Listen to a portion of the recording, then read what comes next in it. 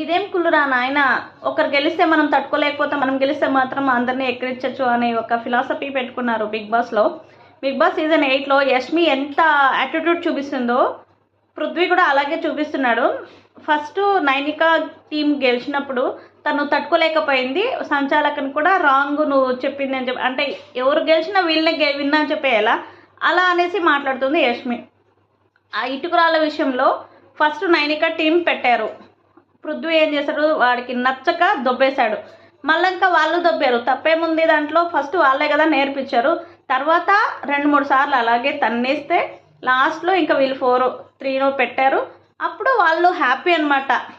ఎలా ఉందో చూడండి, ఒకరు గెలిస్తే మనం ఓర్వలేకపోయి మనం గెలిస్తే మాత్రం అందరినీ కించపరిచినట్టు మాట్లాడడం, అది ఎంతవరకు కరెక్టు? ఇక్కడ ఎక్కువ యాటిట్యూడ్ చూపిస్తున్నారు పృథ్వీ, యష్మి వీళ్ళు. మీకేమనిపిస్తుంది బిగ్ బాస్ సీజన్ 8లో వీళ్ళ యాటిట్యూడ్ అనిపిస్తుందా?